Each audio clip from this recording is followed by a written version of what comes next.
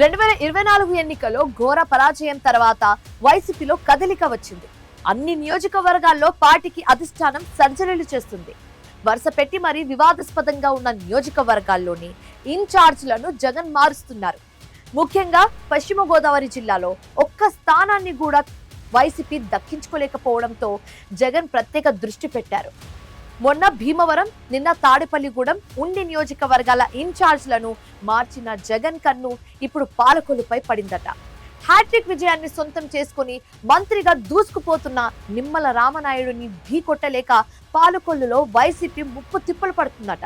ప్రస్తుతం ఇన్ఛార్జిగా ఉన్న గూడాల గోపి ఇంకెన్నాళ్లు బాధితులు మోస్తారు, మరెవరికైనా అవకాశం ఇస్తారా అని క్యాడర్ ఎదురు చూస్తుంది. పశ్చిమ గోదావరి జిల్లా వైఎస్ఆర్ కాంగ్రెస్ పార్టీలో ఇటీవల జరుగుతున్న సంచలన పరిణామాలు రాష్ట్ర రాజకీయాల్లో తీవ్ర కలకలం రేపుతున్నాయి. ఉండి అసెంబ్లీ నియోజకవర్గంలో మాజీ ఇన్ఛార్జ్ పీవీఎల్ నరసింహరాజును తప్పించి మంతెన యోగేంద్రబాబుకు బాధ్యతలు అప్పగించడంతో అక్కడ వర్గపోరు మొదలైంది. ఆ పోరు ఇప్పుడిప్పుడే చల్లారుతోంది. అయితే ఈ సర్జరీల సిరీస్ మొదలెట్టింది వైసీపీ అధిష్టానం. తాడేపల్లిగూడెం నుంచి మాజీ మంత్రి కొట్టు సత్యనారాయణను పక్కన పెట్టి వడ్డే రఘురాం నాయుడుకు పగ్గాలు అప్పగించారు. భీమవరంలో గ్రంథి శ్రీనివాస్ పార్టీ వేయడంతో చినమిల్లి వెంకట్రాయుడును ఫీల్డ్లోకి తెచ్చారు. ఇలా భీమవరం, తాడేపల్లిగూడెం, ఉండి నియోజకవర్గాలను సర్దుబాటు చేసుకుంటూ వచ్చిన అధిష్టానానికి ఇప్పుడు పాలకొల్లు నియోజకవర్గం పెద్ద మింగుడుపడని సవాల్గా మారింది.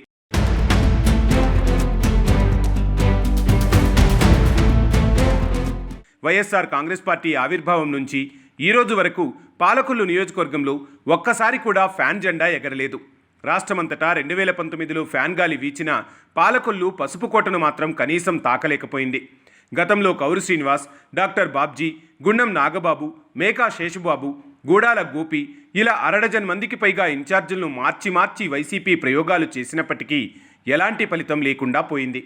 ప్రతి ఎన్నికల్లో కొత్త ముఖం రావడం, తెలుగుదేశం పార్టీ చేతిలో ఘోరంగా ఓడిపోవడం సర్వసాధారణంగా మారింది.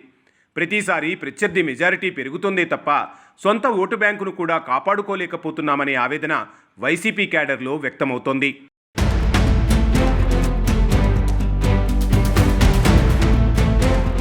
పాలకొల్లులో వైసీపీ బలహీనపడటానికి ప్రధాన కారణం అక్కడ హ్యాట్రిక్ ఎమ్మెల్యే, ప్రస్తుత మంత్రి నిమ్మల రామానాయుడు సాధించిన తిరుగులేని ప్రజాదరణే. నియోజకవర్గంలో నిరంతరం ప్రజల్లోనే ఉంటూ సమస్యలపై పోరాడే నిమ్మల రామానాయుడు ముందు వైసీపీ ఇన్ఛార్జీలు కనీసం ప్రతిపక్ష పాత్ర కూడా పోషించలేకపోతున్నారు.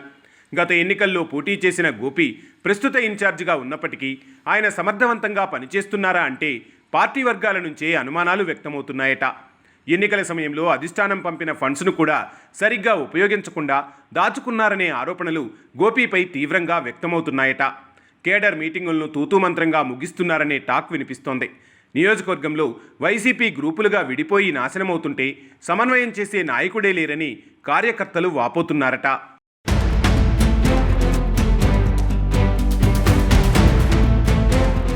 పాలకొల్లులో పరిస్థితి చేజారిపోతుందని గ్రహించిన అధినేత జగన్ ఇప్పుడు పాలకొల్లుపై సీరియస్ పోస్టుమార్టం మొదలుపెట్టినట్టు తెలుస్తోంది. పాలకొల్లులో కాపు సామాజిక వర్గ ఓటర్ల ప్రభావం అత్యంత ఎక్కువగా ఉంటుంది. ప్రస్తుత ఇన్ఛార్జ్ గుడాల గోపి బీసీ వర్గానికి చెందినవారు కావడంతో ఈసారి కాపు సామాజిక వర్గానికి చెందిన బలమైన నేతకు ఇన్ఛార్జ్ పగ్గాలు ఇవ్వాలని వైసీపీ ఆలోచిస్తోంది. ఈ క్రమంలో గతంలో పనిచేసిన నాగబాబు పేరు ప్రముఖంగా వినిపిస్తోంది. ఎన్నికల్లో సీటు దక్కక అసంతృప్తితో ఉన్న గున్నం నాగబాబు పేరు జిల్లా రాజకీయాల్లో ప్రముఖంగా వినిపిస్తోంది. ఇప్పటికే తాడేపల్లి పెద్దలు నాగబాబుతో చర్చలు జరిపారనే ప్రచారం నడుస్తోంది. అందుకే ఆయన రీఎంట్రీ ఇచ్చారనే ప్రచారం జోరుగా సాగుతోంది. మరోవైపు సీనియర్ నేత, మాజీ ఎమ్మెల్సీ మేకా శేషబాబును మళ్లీ నియోజకవర్గానికి తీసుకొస్తే ఎలా ఉంటుందనే కోణంలో కూడా పార్టీ అధిష్టానం ఆరా తీస్తోందట. ఆర్థిక బలం ఉండి నాయకులందరినీ కలుపుకొని పోతూ నిమ్మల రామానాయుడిని ఢీకొట్టగల సమర్థుడైన నాయకుడి కోసం జగన్ టీం వేట కొనసాగిస్తోందట.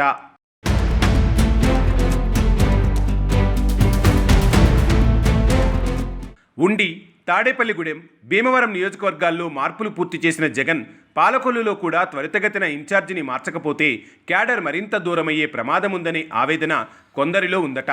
అయితే ఎంతమంది ఇన్ఛార్జీలను మార్చినా, ప్రతిసారి కొత్త ప్రయోగాలు చేసినా పాలకొల్లులో వైసీపీ గెలుపు తీరాలకు చేరగలదా?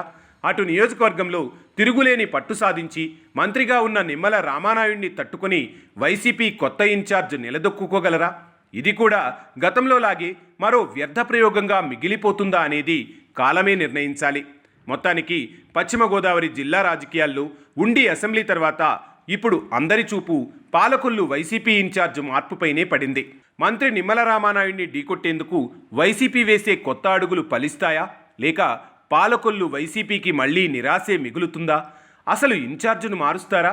స్థానిక సంస్థల ఎన్నికలకు ముందు మరో ప్రయోగం చేస్తారా, లేక గమ్మునుంటారా అనేది ఆ పెరుమాళ్లకే ఎరుక.